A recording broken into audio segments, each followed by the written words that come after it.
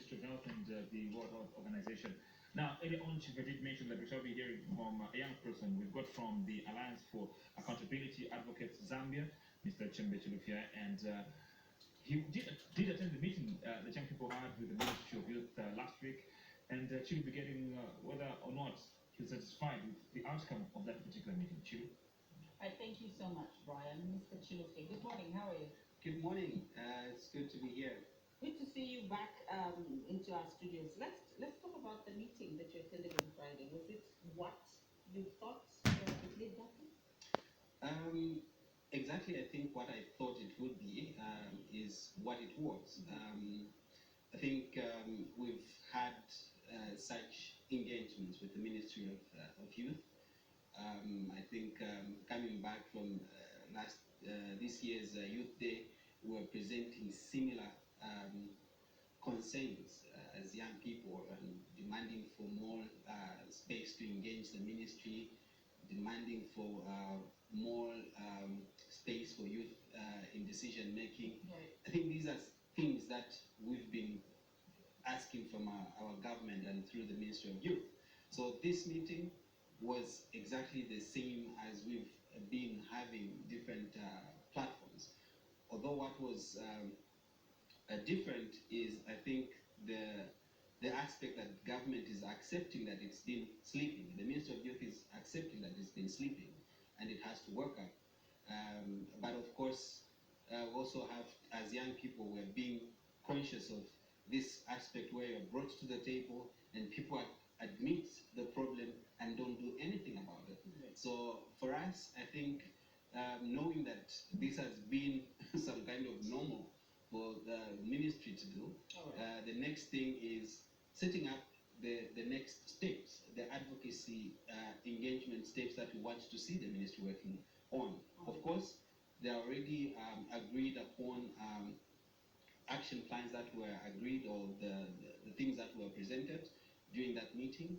But I think, like for example, every month, every 2 months meeting of a similar magnitude, nature. Yes, it's a good idea, but I think it doesn't still solve anything. It's not about how frequent we meet. It's about addressing those pertinent issues that the youths have risen. So, What are some of the salient issues that came out, recommendations that have been put forward? We were speaking to somebody from the Ministry of Youth who said that there were some recommendations that the minister said he would take to cabinet and have some of those issues addressed. Are you privy to that, and can you just share with us? of course, I'm privy to the recommendations that were made, and of course, the one I mentioned is part of what was in his speech, in his opening speech. But I think what the youth wanted is to ensure that there is enough space or environment for them to be able to participate and air out their issues. They also wanted to ensure that the issue of empowerment programs are more realistic as opposed to what they've been what has been on the ground. I think since 2016, the Youth Empowerment Fund has been suspended, and the youths have been put on the same competition platform with a bigger institution. Issues of collateral and all those are things that youth are always complaining. The representative from the ministry said it's actually the secretary for the National Youth Council. Yes. Yeah, National Youth Development Council. He said that a lot of young people don't pay back this fund. So it makes their job very difficult. So as much as the young people are crying for, these funds or these systems that allow them to be able to be self-sufficient, some youths are just dishonest. That's They very don't true. pay back, and they affect the next generation of youths, because this is a revolving fund that you 2-3 years from now, maybe you're not a youth anymore. You allow those other young people to also benefit. That's very true, Chilufya. It's not, of course, every youth. I think there are those youths that, even during that meeting, people are pointing out to say, look, you go and give, sorry for using, we know we are all cadres in a way. You go and give cadres who who may be putting a political identity, and you expect them to pay back. So I think it's the mechanism that has been put in addressing this youth empowerment fund. Chilufya, you know that there are a lot of youth civil society organizations, for example, who get donor funding, and they account for those funds. So we cannot say just because it's government, then people are taking advantage. It's the wrong people that they give who represent the youth. The minister also just mentioned that before the meeting, there were people that were calling him to call off that meeting. Yes, a lot of young people were saying we're not part of this meeting, but among those people that were calling are other people who are not youth, who are purporting to be youth, and who are purporting to be youth representatives. So there are all these issues that, of course, when we talk about youth, we have wrong representation of youth organization or youth institutions. So I think our recommendations to the Ministry of Youth continues is that, one, put in mechanisms that will ensure that you are identifying the right youth to benefit from these grants that we are always demanding. Second, I think with all these discussions that we've been having, one thing that we do not have in this country is proper oversight on these ministries, or even on the Minister of Youth. For example, when we come up with these resolutions every Youth Day, who provides oversight on how these things are implemented? So we're calling on the cabinet and indeed the president to ensure that they put in an oversight body at National Assembly level or at Parliament level, where they appoint specific members of Parliament with youths in it, who not only identify themselves with a political party, but with the developmental issues, and look at all these things that have been put on the table and follow them. Are they being implemented? If they're not being implemented, call the Minister of Youth, sit him down. Why are these things not being done? But because there is no oversight, we are always repeating the same things over and over, and nothing is done. We're also calling to say, look, if we're going to enhance the youth voice at community level, let's put up structures that will enable youth to participate at that level. For example, we have the Constituency Development Fund. Can we have part of that fund go to youth programs? Now, these youth programs are not just empowerment programs. These are projects that will be running by youth. And after a particular period, call them more like an assembly, a youth assembly, representing those programs that they've been doing, just like the way, of course, normal parliament works. We can have a youth parliament, and this is among the issues that we recommended to the youth, the ministry.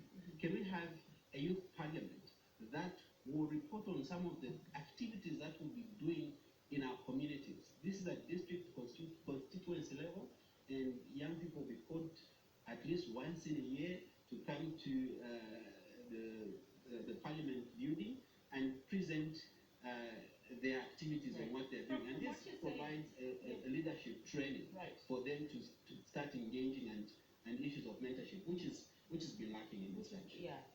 From what you're saying, it seems there was a lot of participation from the youth that were invited. I ask this because, you have somebody may be complaining, whether it's on social media or outside of fora, and when you give them a platform, they go and become mute. They stop talking. They don't know what to say. They're given maybe one scenario and they're done. They don't, because there's also been concern of lack of understanding of issues and how policy and different systems work. Yeah. Of course, there was a lot of participation. I think this was a great platform. I think youth were allowed to speak up, not only to speak on the positive, even on the negative side, where someone would stand up and say, look, the ministry, you've been sleeping. This is what we've seen. This is what we're experiencing. The issues that we're raising is because you've not addressed them. And someone will be allowed to speak in the presence of the minister, in the presence of the political advisor to the president, which was okay. And we want such kind of spaces. But I think what is important is what is done after such engagement, after you hear such concerns. And I think this is why a lot of youth said we're not going to be part, because we've been part of, for example, the youth forums, which have always been the same, and But I think in a country where we call this democracy, there's always this aspect of back and forth, and you need to be able to sit back and say, okay, you've always listened to us. So if you're going to continue listening to us, of course, there are people that are planning for protest and all this, which should not be the case unless we continue seeing this for a longer time and no So someone out there platform is provided. would say it's been happening for a long time. We're now tired. Well, I think the Friday's meeting is one step towards achieving some of the concerns that we've been raising. It's not everything that we need as youths, but even when we go to protest, it's not that we're going to have things sorted out there and then. We're still going to wait for a process to take place. But also, we also have a responsibility as young people. What are we doing in terms of following up on some of these commitments that we've made? I've always asked every time we are planning for the Youth Day, what can we point to that the last year's Youth Day theme, this is what it has brought about? So before we go to another Youth Day theme, can we first look at what this has done? And every year when we celebrate, we put recommendations. We, the youth, also go to sleep. Wait for the ministry to do everything. Next year comes, we are coached to go and organize the next Youth Day, and we wake up and we do not even ask, okay, what happened? What did we do as youth? So we need to start asking ourselves also, what are we doing? What are we bringing on the table to ensure that all these things that we want are achieved at the end of the day? All right. As Alliance for Accountability Advocates Zambia, what role are you taking in that sort of equation to put the ministry to task to follow up on some of the resolutions that have been put forward to the minister that he will take to cabinet?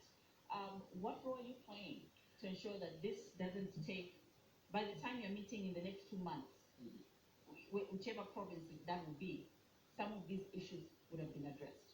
Chilufya, as an organization, our agenda has been to ensure that we have an environment where we are able to engage with our ministers or with our Ministry of Youth. We also have an agenda to ensure that youth, the National Youth Policy, is adequately implemented and monitored. And this is why when we went to that meeting, our agenda is, can we have a formal structure of monitoring the youth policy? Because we know that all these things that we are crying about have been enshrined in the youth policy, and it's the youth policy that will bring about the development. Yes, hard dog kind of pronouncements are important, but sometimes these might not be followed up. So the youth policy is what is necessary for us to ensure that we follow through. And as an organization, what we do is we raise awareness first of all on what this youth policy is, build capacity to youth organizations to be able to understand the policies, and start following up on the implementation of the youth policy. So our role and our next step is to ensure that we continue engaging the ministry and ensure that we support the putting up that technical, for example, technical working group that will be able to monitor the implementation of the youth policy, and also the other sectors that will be interested in the youth development. Okay. How was the attendance? All 50 came? More than 50 actually. More than 50, okay. Yes. Right. Were they all young people? Majority of that were young people, yes. Okay. Or majority were young people? Of course, there were points. You cannot run away from these people that are interested in the youth agenda. Nah, so you can have 10% of people that were there could not be youth, but majority of the people that were there. All right. Thank you so much. Don't be deceived by looks and think that this person is not you. I'm a straight hair. Yeah, You know, I'm a youth. you're as young as I'm only 33. I'm only 33. But some person say, hey, where's your grandchild? Oh, you guys. And people think I'm a youth. I'm not a Okay, Call me auntie. we didn't ask that question. Awesome stuff. Call me auntie. Oh, thanks for coming to you, man. Thank you. All right. Awesome. So Judy is